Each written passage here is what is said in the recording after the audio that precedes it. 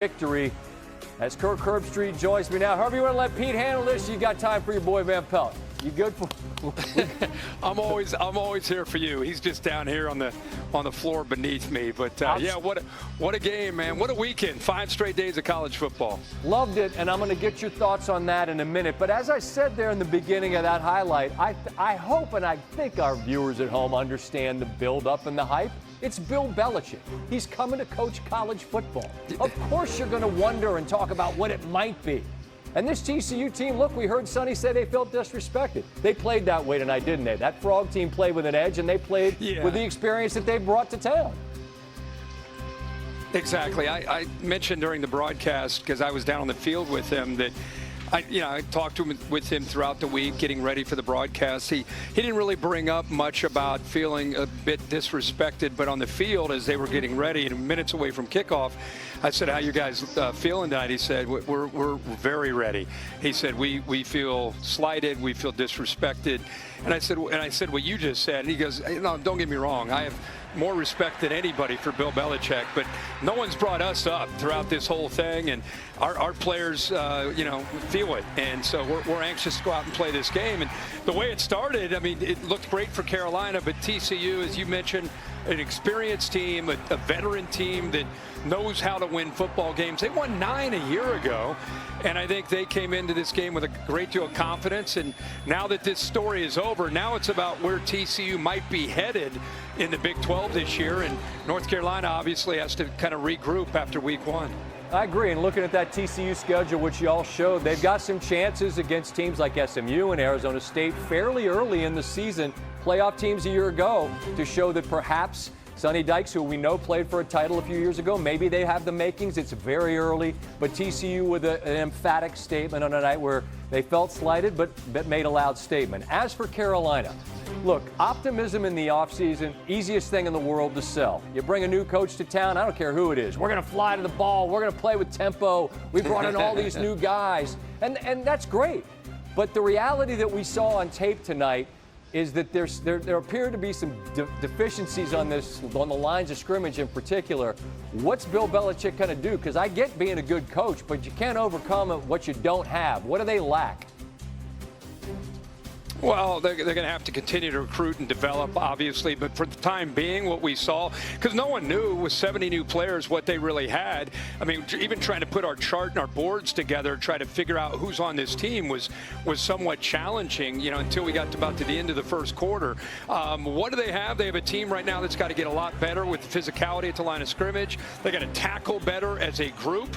A lot of times they would run to the ball in pursuit and be there and then just not finish the play, which will drive Bill Belichick and his son Steve, the defensive coordinator, crazy. I think Max Johnson, I don't know the injury to Gio. You don't know how serious that is, but when Max Johnson got in there, his experience at LSU and A&M really showed. I thought he was more decisive. He got the ball out. There just seemed to be a little bit of a flow and rhythm to the offense with him in there. So wouldn't be shocked if maybe he gets an opportunity here in the next game or two. And at the end of the day, they just got to continue to find pieces. And in the film, when you're down 41-7, I bet there's some guys that were starters that maybe they didn't give quite 100%. Yeah. Maybe guys that came in off the bench did. So they're going to continue to tweak and try to get better. But I don't know about you, but this is a team that obviously has got a long way to go by the time they get into conference play to try to be a competitive team. They do. Their schedule isn't as difficult as it could be given what we saw from the ACC. No. That they duck a lot of the teams that really made emphatic statements. And I want to close with that, Herbie. You mentioned it's been a 5-day feast for folks like us that love college ball. The statements that were made that you think were the loudest that will resonate beyond just early September. Who caught your eye that you're saying they really showed me a lot?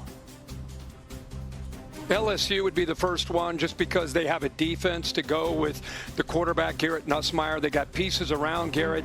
The other thing that I think stood out to me was his play on the road in that environment. That was a tough game for them. They played smart.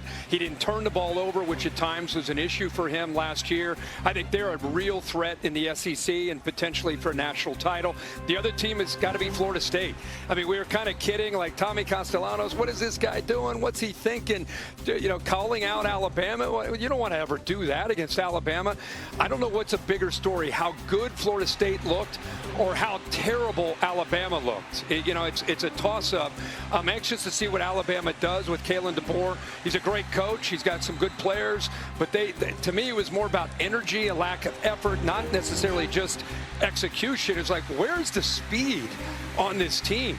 I know they have Ryan Williams, but they just didn't look like a team that had, I don't know if they had ankle weights on or what their deal was, but they look slow to me.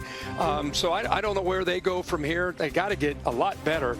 But Florida State, going back to your theme, it's got to be a team you walk away with, along with Miami, that looks like, wow, those two teams, 1 week, but those two teams I thought made great statements. Yeah, at Stanford, Steve and I do a pod late Saturday night, and we both mentioned that Florida State program is a proud program. They put the money into Doak, and they played with an energy that's reminiscent of the old days of Coach Bowden when they were in your face every single play and let you see it and hear it and feel it. They were tremendous.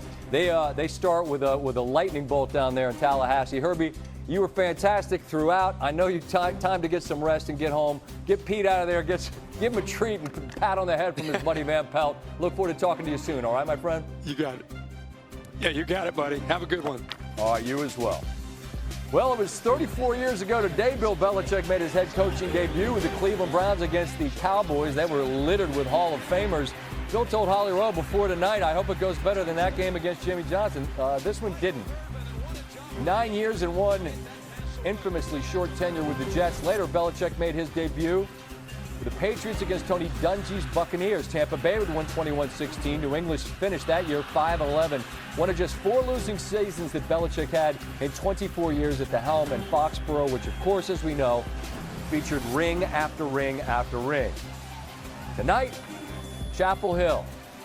Started beautifully with a touchdown drive, scripted, could not have gone any better, and it ends in a night where they gave up the most points of any Bill Belichick coached team ever. Dusty Dvorak is with us in studio, and Dusty, I just want to piggyback on what I was saying to Herbie that you and I were talking about upstairs. The pregame show's supposed to be about Belichick. Has to be. We're supposed to go overboard because Bill Belichick is Bill Belichick, and he's coaching in college, and they've gone out and brought in all these people. And that is the story you sell. And then there's the reality. When you put 60 on the clock, and then you put it on tape.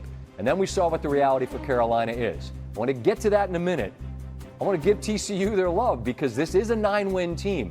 And when the game was close early and they grabbed the victory, what is it that they did that put this one to bed in a big way? Well, they bounced back. UNC went right down and scored, and then obviously TCU answered and they came back. But the pivotal moment in this to me was the pick six by Bud Clark. It's a 10-7 ball game, right? North Carolina just got a huge stop, and all of a sudden now they've got the football. It's a 3-point game. Let's take a look at what happens. Man-to-man coverage here on the outside. Okay, we're going to get man-to-man out there. We're going to get an inside route that's going to come here, and we're going to work out here. And then Bud Clark is the key to this entire thing. He's matched up with that inside slot receiver, and you're going to see the anticipation. This is a fifth-year senior, a veteran guy for this Frogs defense. Andy Avalos has to love it. Just freeze it right here, and he's just going to pick it and take it to the house. It's easy. He read it from Gio Lopez, a long throw, and it made it easy. Now this was the haymaker. And we're sitting there after halftime, and Herbie says, with everything that happened, North Carolina has to get a big stop here on defense. Or this happens. This is how they draw it up on the chalkboard. Hat on a hat is what we like to call this. And this is simple gap scheme run. And I want you to just take a look at what happens here. Everybody gets blocked. Everybody does exactly what they're supposed to do. And Barnes is patient. He follows his blocks, strike up the band. It's too easy. The line of scrimmage was the difference for me. Josh Hoover put up great numbers, but throughout the course of this ball game, TCU up front on both lines of scrimmage, they were just too good. I thought that was really glaring difference between these two football teams. And TCU is a good team. They've got a veteran quarterback. They've got veterans on defense. Sonny Dykes knows how to win. And in this Big 12, where we don't know exactly what's going to happen, they are very much a player and very alive to make some noise here in the Big 12. I love that league just because I feel like there's real interesting teams. That, like Arizona State came from somewhat out of nowhere last year. I feel like Utah made a loud statement. There's some teams that aren't going to go away out there. I feel like